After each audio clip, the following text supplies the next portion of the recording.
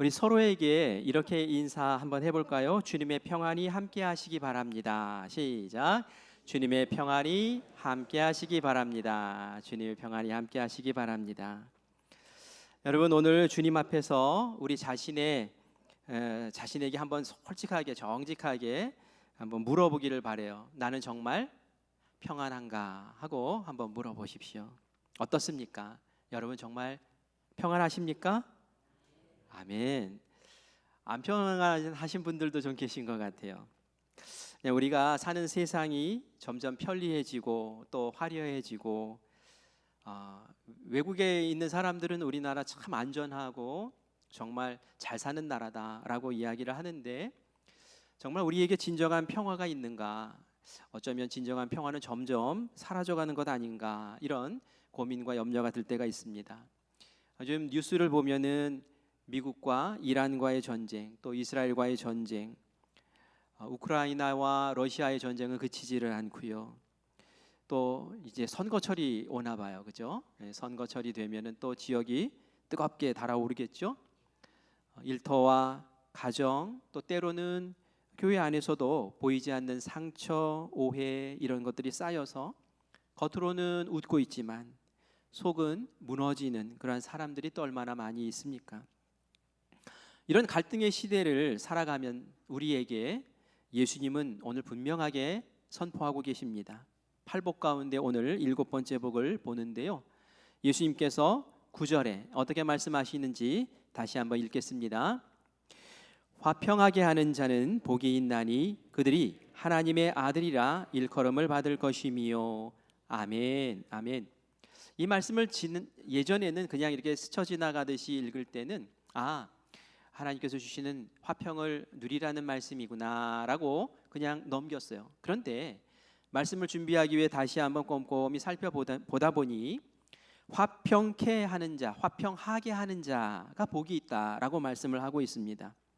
다시 말해서 단지 화평을 누리는 것으로 끝나는 것이 아니라 하나님께서 주시는 그 평화, 화평을 나는 누리고, 그 다음에 갈등으로 고생하고 힘겨워하는 그 사람들에게, 그 어떤 단체에게, 어떤 갈등의 무리들에게 하나님의 그 평강을 전하는 것이 우리에게 정말 예수님께서 하기 원하시는 그러한 모습이고 그것이 복이구나라는 것을 다시 생각하게 됩니다. 오늘 이 시간에 화평이 무엇인지, 그리고 우리가 어떻게 화평을 누릴 것인지, 그리고 우리가 누리는 화평은 또 어떻게 전할 수 있는지, 이런 흐름으로 함께 말씀을 묵상하고자 합니다. 화평이 도대체 무엇입니까? 조용하게 있는 것이 화평일까요? 아닙니다. 화평은 이런 거예요. 하나님 안에서 회복이 온전하게 이루어진 상태, 하나님 안에서 온전한 회복이 이루어진 그 상태를 보면서 우리는 화평하다라고 그렇게 말합니다. 그것이 성경에서 말하는 화평이에요. 구약에서는 화평을 히브리어로 샬롬이라고 했습니다. 우리 따라해 볼까요? 샬롬, 샬롬. 이스라엘 사람들은 그냥 입에 붙어서 이렇게 샬롬이라는 말을 많이 해요. 전쟁이 많았잖아요, 이스라엘에. 그래서 전쟁이 없는 그 평화로움을 바라면서 샬롬, 샬롬 이렇게 인사를 합니다. 그런데 이 샬롬은 단지 전쟁이 없는 상태만을 말하는 게 아니에요. 이 샬롬이 가지고 있는 뜻을 보면은 온전함, 회복, 안전, 조화, 복됨, 이러는 다양한 의미를 포괄하고 있습니다. 그런데 이 모든 것이 하나님 안에서 내 삶이 제자리를 딱 찾을 때, 그때 주어지는 것이기 때문에 하나님 안에서 누리는, 하나님과의 온전한 회복 관계 속에서 누리는 그런 샬롬이라는 거예요. 신약에서는 이 평화를, 화평을 에이레네라는 단어로 소개를 하고 있는데, 이것도 역시 평화, 평안, 화목을 의미합니다. 하나님과의 관계가 온전히 회복되고, 그리고 하나님 안에서 삶의 자리가 온전히 회복되었을 때에 우리는 평안을 누리고, 그 평안을 가지고 공동체에 흘려보내서 그 공동체까지도 평안한 상태로 만드는 것, 그것이 신약에서 말하는 화평, 에이레네라는 그런 뜻입니다. 다시 말해서 예수님은 우리가 단순히 평화로운 화평의 상태에만 머물러 있는 것이 아니라 화평하게 하는 사람으로 세움받기를 원하십니다. 영어로 하면은 화평하게 하는 사람을 피스메이커라고 얘기를 하죠. 그래서 오늘 제가 설교 제목이 피스메이커, 화평하게 하는 자가 하나님의 아들이다라고 그렇게 제목을 정했는데요. 화평을 좋아하는 사람, 화평 누리기를 바라는 사람은 피스 러버라고 얘기를 해요. 그 화평을 사랑하는 사람이니까요. 그런데 피스 러버와 피스 메이커는 달라요. 그죠? 내가 누리는 화평을 내가 이제는 전해서 다른 사람도 화평을 누릴 수 있도록 하겠습니다라는 것까지 나아가는 것이 예수님이 바라시는 우리의 진정한 모습이라는 거죠. 우리가 새해가 되면은 우리 교회는 이렇게 인사를 하죠. 새해 복 많이 받으세요. 그런데 이걸로 그치지 않죠? 두 개가 더 있죠. 뭐죠? 새해 복 많이 누리세요 하고 그 복을, 하나님 주신 복을 누리라고 그렇게 서로 인사를 합니다. 그리고 마지막에 뭐라고 하죠? 새해 복 많이 나누세요. 전하라는 얘기예요.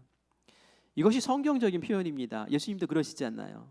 화평을 누리는 상태로 있는 것이 아니라 화평을 전하고 나누는 그런 사람 되라고, 복의 통로가 되라고 그렇게 우리에게 요청을 하십니다. 가정에서 큰 소리가 나지 않아요. 그런데 그 가정에 들어가면 냉랭함이 흘러요. 여러분, 이런 가정 화평한 가정인가요? 겉으로 볼 때는 화평해 보여요. 그러나 진정한 평강은 아닙니다. 교회 안에 싸움은 없어요. 그런데 서로 서운한 마음 때문에 마음이 닫혀 있어요. 그러면 그 교회는 화평한 교회입니까? 그렇지 않아요. 겉으로 볼 때는 화평해 보이지만 그 상한 마음, 다친 마음들이 열리지 않고 교통하지 않는다면 그 교회는 화평한 교회라고 말할 수 없죠. 내 안에 분노, 억압, 억울함 이런 것들이 가득해요. 그런데 다른 사람 볼 때에는 그냥 웃는 얼굴, 아무 근심 없는 얼굴을 하면서 이렇게 대면하고 있어요. 그러면 화평한 상태인가요? 그렇지 않죠. 얼굴만 그럴 뿐이지 참된 평화는 그에게 주어져 있는 것이 아니죠. 이런 불화의 상태, 이런 어려운 상태에서 하나님께서는 우리에게 너희들은 화평을 만드는 사람이 되어라 라고 그렇게 말씀을 하시는 거예요. 여러분, 어떻게 우리가 화평을 만드는 사람이 될 수 있을까요? 그 과정을 우리가 함께 생각을 해보려고 해요. 먼저 화평을 만드는 사람이 되려면 화평을 누릴 줄 아는 사람이 되어야 됩니다. 그것이 첫 걸음인 거예요. 내 안에 진정한 화평이 없는데, 내 가정에 진정한 화평이 없는데, 내가 하나님과 불화하고 하나님과 멀어져 있는데, 내 마음에 두려움과 분노가 있는데 어떻게 내가 화평을 만드는 사람이 될 수 있겠습니까? 먼저는 내 안에 화평을 누리고 화평을 받는, 그리고 화평 속에 거하는 그런 기쁨이 내 안에 있어야 되는 것이죠. 어떻게 하면은 내가 그러면 화평을 누리는 사람이 될 수 있을까? 그 출발점은 도대체 뭘까요? 그것은 바로 주님이 나에게 먼저 화평을 주셔야 되는 것부터 시작됩니다. 어떤 사람은 평화롭고 화평한 것이 어떤 사람의 기질에서 나오는 것이라고 생각하는 사람도 있더라고요. 그 사람은 성격이 그래, 그 사람은 기질이 그래, 그래서 평화로운 거야, 이렇게 말을 합니다. 반은 맞고 반은 틀린 거예요. 어떤 사람은 수양을 잘하면, 돌을 닦으면 화평할 수 있어, 평화로울 수 있어 라고 얘기를 하는데 그것도 절반입니다. 어떤 사람은 환경이 좋아지면은 화평해질 수 있고 평화로울 수 있다라고 얘기를 해요. 그것도 절반만 맞는 거예요. 왜냐하면 이런 것들은 수시로 변하거든요. 환경이라는 것, 조건이라는 것이 늘 평화로운 상태를 가질 수 있는 게 아니잖아요. 오르락 내리락 하지 않습니까? 참된 화평, 변동 없는 화평, 그 영원한 화평은 사실 예수 그리스도로부터 우리에게 주어지는 줄 믿습니다. 하나님이 주시는 화평이 우리 가운데 있어야 되는 거예요. 그래서 로마서 5장 1절 말씀에 바울은 이렇게 우리에게 말합니다. 우리 같이 읽겠습니다. 우리가 믿음으로 의롭다 하심을 받았으니 우리 주 예수 그리스도로 말미암아 하나님과 화평을 누리자. 아멘. 하나님과 화평을 누려라. 어디에서? 예수 그리스도 안에서 누려라. 우리가 믿음으로 의롭게 되면은 예수 그리스도 안에서 너희가 진짜 화평을 누릴 텐데, 그 화평의 첫 자리는 바로 하나님과의 화평이야라고 우리에게 말하고 있는 거예요. 우리 안에 화평이 임하려면 먼저 하나님과 우리가 화목해야 된다라는 것입니다. 사람과의 갈등과 관계 속에서 우리가 어려울 수 있어요. 그러나 그것보다 더 우리가 먼저 해결해야 될 것이 하나님과 화목한가라는 문제라는 거예요. 아담과 하와가 죄를 지으면서 하나님과 단절이 되어버렸어요. 죄를 짓고 딱 단절되는 그 순간부터 이 아담과 하와는 불안에 떱니다. 정죄감에 떱니다. 죽음이 찾아왔어요. 땀 흘리지 않으면 먹고 살 수가 없어요. 이전에 누리지 못했던 그런, 이전에는 전혀 생각도 못했던 그 아픔과 갈등과 그 염려가 지배하고 있는 거예요. 평안이 다 사라져버린 거예요. 그전에는 얼마나 평안했습니까? 하나님과의 단절, 이것은 말이죠, 그냥 단절이 아니라 그 죄의 문제로 끝나는 게 아니라 우리를 평화로운 상태에서 다 흩어버리는 그러한 끔찍한 자리다라는 거예요. 우리가 겉으로는 웃고 있지만 속으로는 얼마나 두렵습니까? 나의 미래가 어떻게 될지 몰라요. 우리는 한 치 앞도 모르는 인간이잖아요. 현재를 살면서도 늘 불안해요. 설명할 수 없는 허전함이 내 마음 가운데 있어요. 그런데 이 문제를 예수님이 십자가에서 해결해 주셨습니다. 십자가는 단지 죄의 문제만 해결한 것이 아니에요. 원수되었던 우리를 하나님과 하나로 화목하게 하셨고, 하나님과 막힌 담을 허물어 주심으로 우리가 하나님과 동행하게 하셨습니다.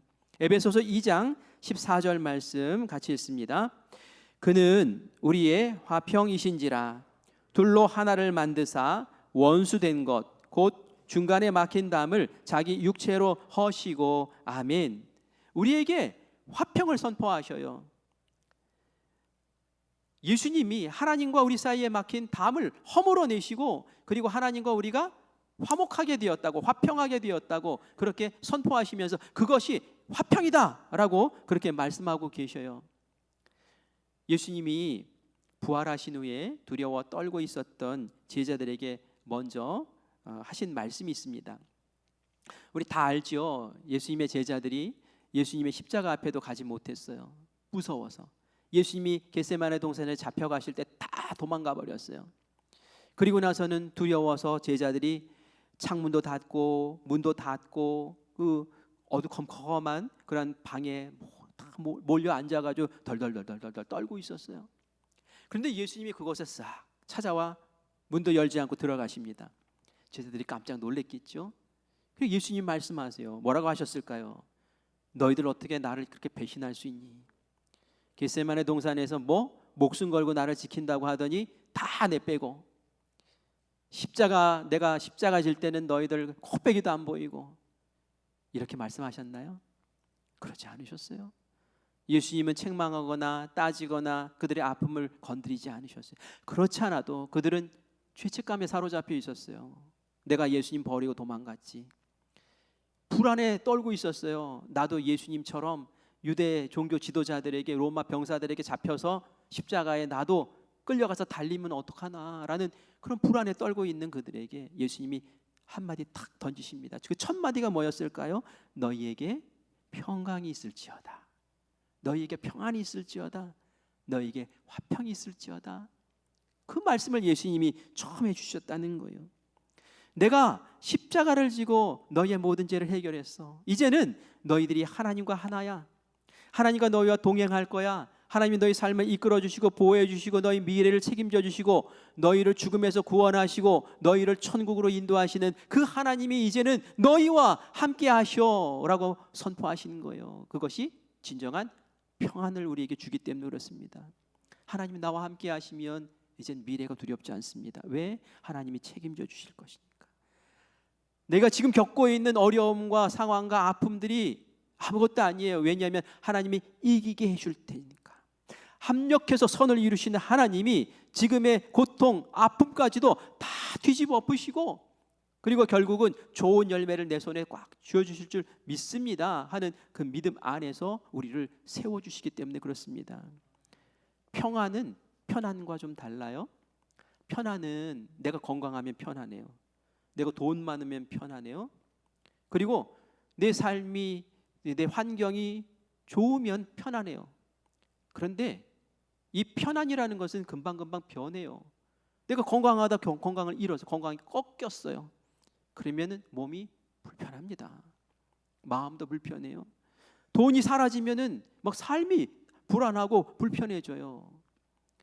그런데 말이죠, 하나님이 주시는 평안은 그런 어떤 상황 속에 있어도 환경이 바뀌고 건강이 꺾이고 무슨 인간관계가 흐트러지고 뭐 어려움을 겪어도 말이죠, 예수님이 주시는 그 십자가의 은혜 그리고 그 부활의 은혜 속에 나에게 주어진 이 참 평안은 나로 하여금 그것을 견디게 해요.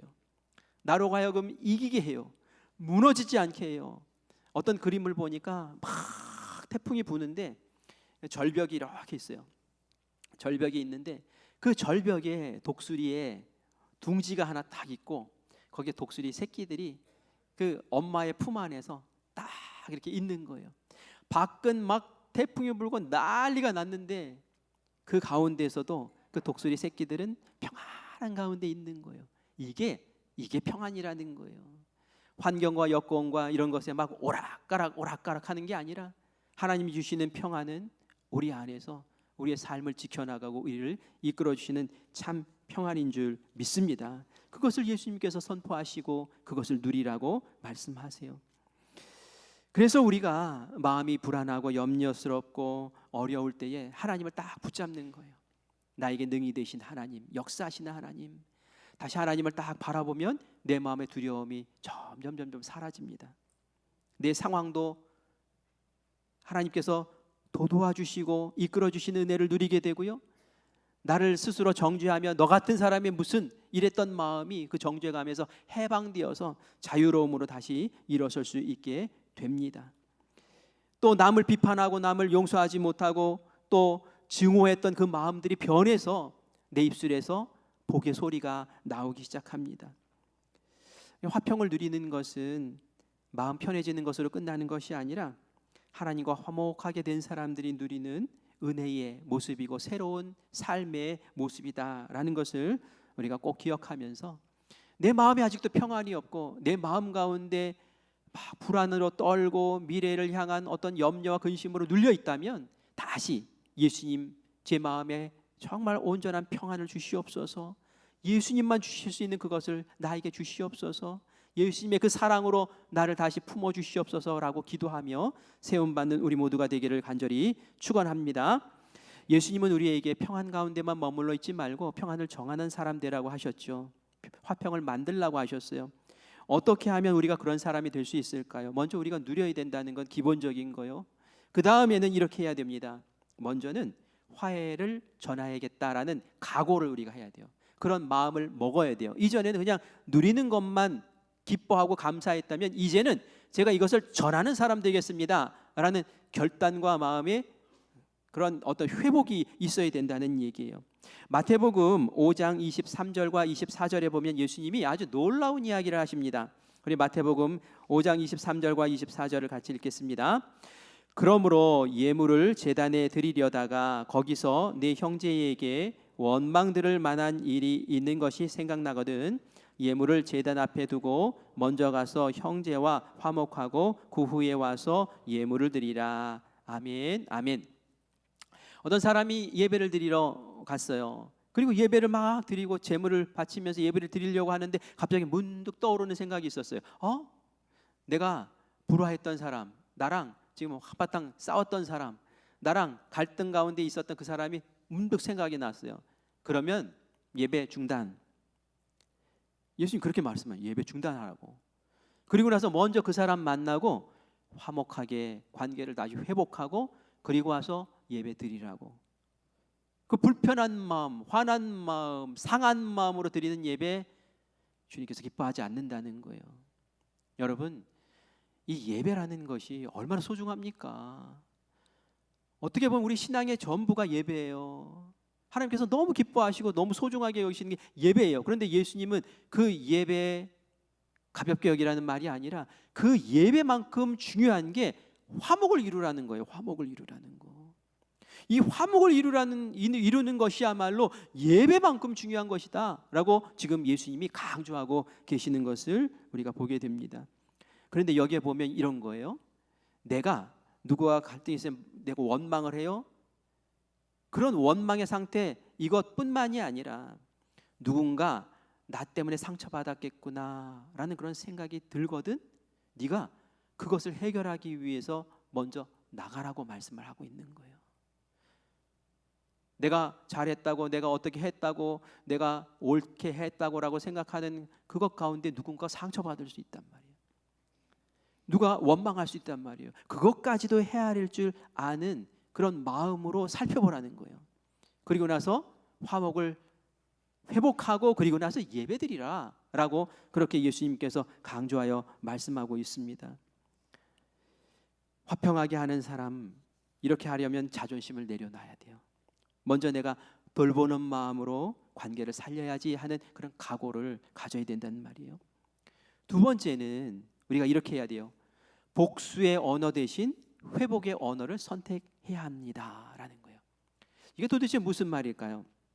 다윗 얘기를 좀 하려고 해요. 금요 성령 집회 때 우리가 다윗을 보고 있는데 지난 금요일에 제가 한 가지 재미있는 에피소드 얘기를 했어요. 다윗이 이스라엘의 유다 지파의 왕이 됩니다. 통일 이스라엘의 왕이 된 건 아니었고 그 전 단계로 유다 지파의 왕으로 이제 세움을 받았어요. 그때 어떤 한 사람이 찾아와요.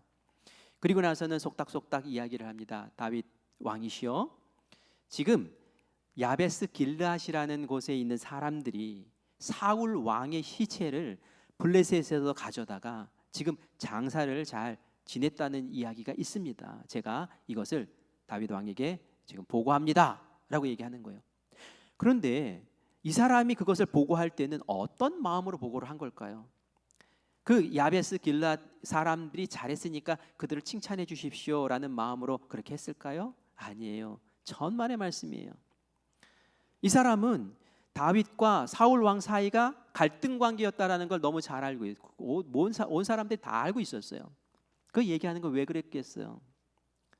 그 사람들이 지금 사울 왕이 죽었는데도 불구하고 사울 왕에게 충성하고 사울 왕을 추종하는 세력이니 당신에게 덕이 될 게 없다, 득이 될 게 없다. 그러니 내가 이렇게 정보 줄 때에 그들을 싹 정벌해버리고 그들을 죽여버리십시오 라는 마음으로 그렇게 한 거예요.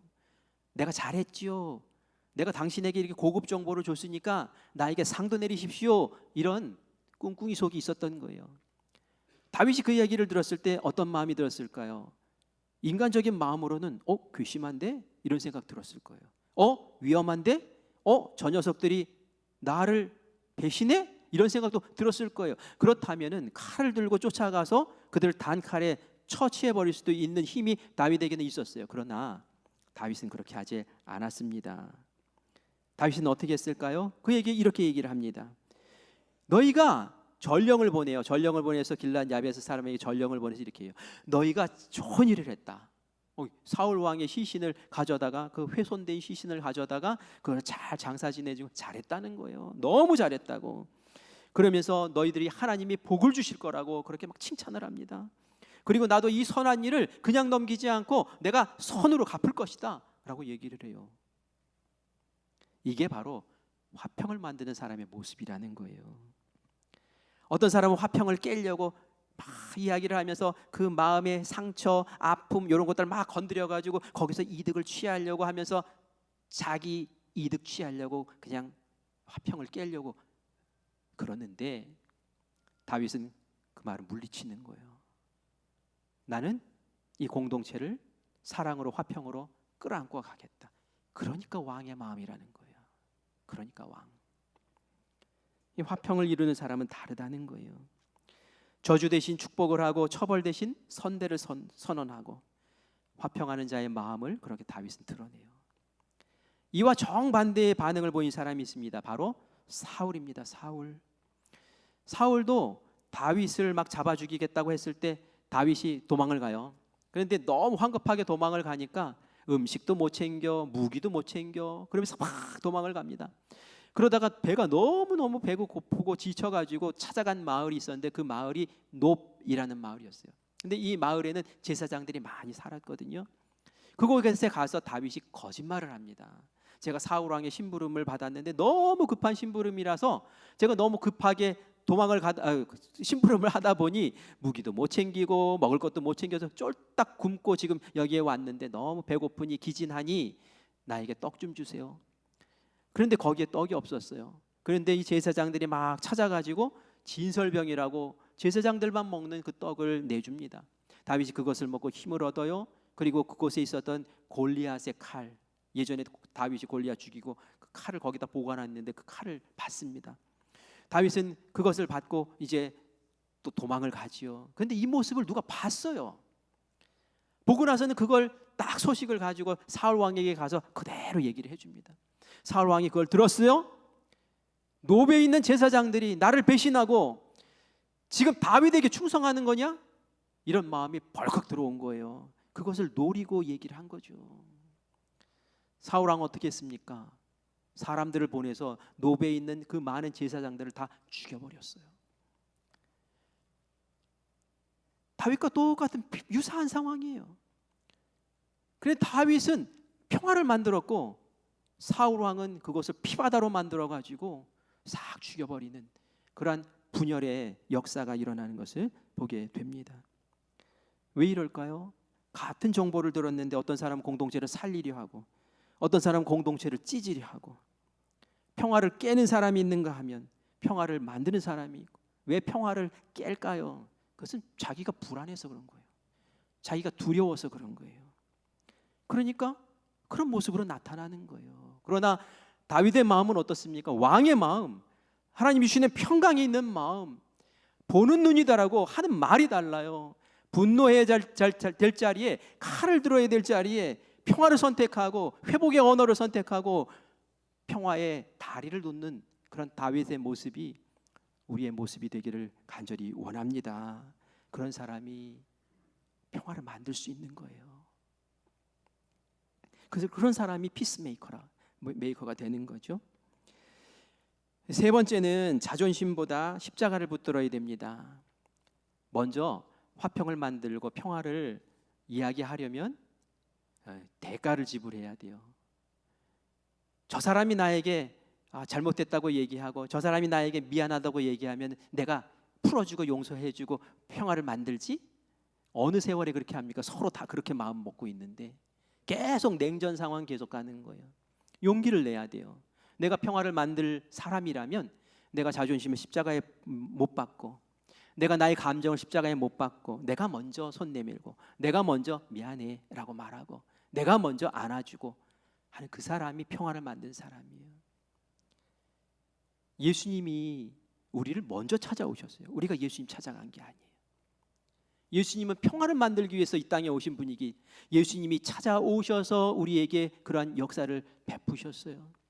예수님이 부활 후에 두려워 떨고 있는 제자들, 예수님을 배신한 그 제자들, 인간적인 마음으로 볼 때는 정말 쫓아버리고 싶은 그 제자들을 찾아오셔서 너희들 평안해라 라고 그렇게 말씀하셨단 말이에요. 우리가 평안을 만들기를 원하고 평안을 지키기를 원한다면 우리도 나의 자존심, 나의 감정, 나의 묵은 그러한 마음을 십자가에 먼저 내놓고 그리고 겸손한 마음으로 주님의 마음으로 먼저 손을 내밀 때 그곳에 평화가 임하는 줄 믿습니다. 이런 대가 지불이 있어야 된다는 거예요. 네 번째는 진리를 버리지 않되 사랑으로 말해야 합니다라는 거예요. 우리가 이제 평화를 말하다 보면 그런 얘기해요. 그럼 죄를 짓고 잘못한 거 있을 때 다 덮고 넘어가고 그냥 다 괜찮아 이렇게 하라는 말인가? 그럼 공동체가 썩어져 나가는데 그게 옳은 말입니까? 라고 이야기할 수 있어요. 그거 옳지 않습니다. 죄에 대해서는 잘못된 거야, 문제가 있을 때는 바로 잡아야지 라고 말해야 돼요. 그게 살리는 거예요. 그런데 옳은 말을 해요. 분명히 옳은 말을 하는데 상처 주는 사람이 있어요. 맞는 말을 해요. 그런데 관계를 깨는 사람이 있어요. 참 어려워요. 참 안타까워요. 그죠? 화평하게 하면 좋은데 이게 화평이 자꾸 깨져요. 이게 어떻게 하면 좋습니까? 방법이 있어요. 옳은 말을 하고 바른 말을 하는데 관계가 깨지고 어려워지고 그러면 말이죠, 그 말을 하는 그 마음 바탕에 그 사람을 진정으로 사랑하는 마음이 부족하기 때문에 그래요. 그 사람을 향해서 독한 마음, 그 사람을 향해서 상한 마음이 있을 때에는 내가 옳은 말하고 바른 말해도 관계가 막 다 깨져버립니다. 왜냐하면 그 아픈 독을 그 말 속에서 느끼기 때문에 그래요. 그런데 내가 정말 저 사람을 아껴요. 내가 정말 사랑해요. 저 사람이 너무 잘 됐으면 좋겠어요. 그래서 옳은 말을 하고 좋은 말을 해요. 바른 말을 해요. 그러면은 그 사람이 알아요. 그거를 들으면서 알아요. 나를 위해서 해주는 말이구나. 정말 나를 아껴서 해주는 말이구나. 그러면 말이죠, 관계가 깨지지 않아요. 그 안에서 화평이 이루어진다는 말입니다. 피스메이커, 그런 역할을 하셔야 돼요. 갈등을 조절하고 또 역사를 이루어내는데 특별히 사랑의 마음으로 그렇게 말할 때 그것이 이제 권면이 되는 거예요. 징벌하고 또 비판하고 이런 게 아니라 말이죠.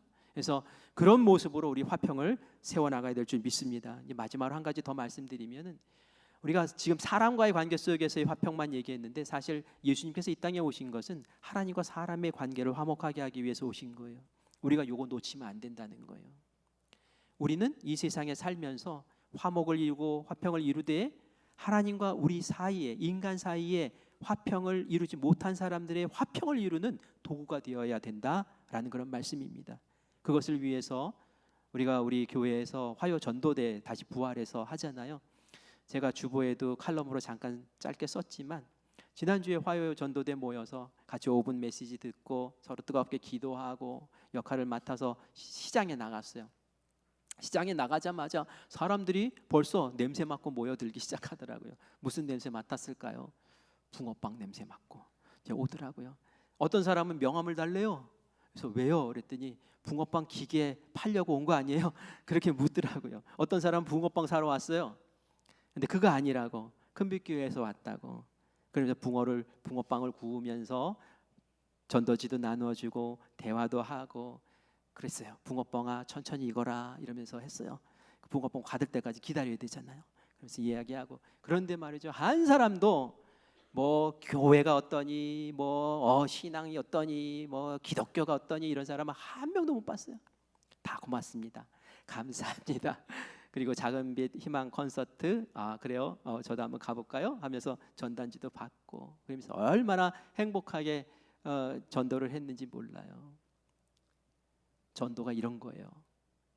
전도는 행복한 거예요. 그리고 전도는 하나님과 인간 사이에 화평을 이루는 겁니다. 그걸 하라는 거예요.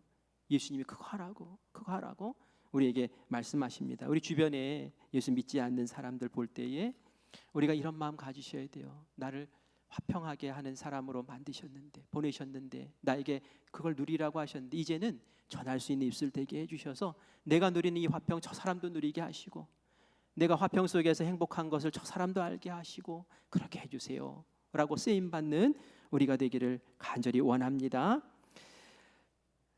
화평하게 하는 사람은 하나님의 아들이래요. 왜 아들이라고 그랬을까요? 부모는 자식에게 본을 보이고 자식은 부모를 배우게 돼 있어요. 그렇죠? 그리고 자식은 부모에게 이렇게 DNA 그 유전을 받아서 말이죠, 이게 부모를 이렇게 닮게 돼 있어요. 하나님은 화평의 왕이세요. 예수님도 평강의 왕이세요. 그렇죠? 그러니까 하나님이 예수님을 이 땅에 보내주셨고 화목하라고. 예수님은 십자가에 달려 죽으신 거예요. 평강의 모습을 보여주신 그 부모님 우리가 닮을 수밖에 없는 거예요. 우리가 세상에 나가서 평강을 이루고 화목을 이루는 일을 할 때에 우리 모습을 보면서 제가 믿는 하나님, 제가 아버지라고 말하는 그분이 바로 저런 분이구나 라고 그렇게 알 수 있게 된다는 거예요. 우리가 자녀들을 보면 그 부모의 집에서의 모습을 보게 돼요. 그래서 자녀들 모습 보면 부모님 집에서 저렇게 하겠구나 라고 짐작이 된단 말이에요. 우리가 세상 나가가지고 화평을 이루는 사람의 모습으로 지내면 말이죠, 저 사람이 믿는 하나님이 저런 하나님이구나 라고 알며 하나님 앞에 다가오지 않겠습니까? 우리가 하나님의 자녀된 모습으로 그렇게 살기를 원합니다. 그 삶을 추구하고, 그리고 우리가 세상 사람들에게 그렇게 기억되기를 간절히 원합니다. 말씀을 정리합니다. 예수님 십자가의 피로 우리에게 화평을 주셨습니다. 하나님과 갈라졌던 그 사이 그 담을 무너뜨리고 하나님께서 우리와 함께 하심으로 세상이 줄 수 없는 그러한 평안을 우리에게 주셨습니다. 우리와 늘 함께 하실 것이고 우리를 천국으로 인도하실 것이고 우리가 이 세상 살면서 두려워하지 않도록 우리를 붙잡아 주실 줄 믿습니다. 그리고 우리에게 말씀하셔요. 그걸 전하라고 말씀하십니다. 오늘 우리가 이제 찬양하고 기도할 텐데요. 여러분 스스로에게 물어보세요. 내가 먼저 화목해야 할 사람, 내가 먼저 화해를 청해야 될 사람이 누군가? 내가 너무 오랫동안 외면했던 사람은 누군가? 예배는 드리면서 마음속에 막힌 담을 품고 여전히 화목하지 못한 사람은 누군가? 그 사람이 찬양하다가 기도하다가 오늘 예배 시간에 떠오른다면 여러분 이제 교회 밖으로 나갔을 때 그 사람에게 손 뻗는 발걸음 되기를 간절히 바랍니다. 부활의 주님이 말씀하셨어요. 이 평안을 받아라. 그리고 이 평안을 누려라. 그리고 이 평안을 세상에 전해라. 우리의 피스메이커 됨을 통해서 가정에, 교회에, 지역사회에 하나님의 평화가 심어지는 아름다운 역사가 일어나기를 간절히 소원합니다. 우리 같이 평안을 너에게 주노라 이 찬양하고 함께 기도 모으겠습니다.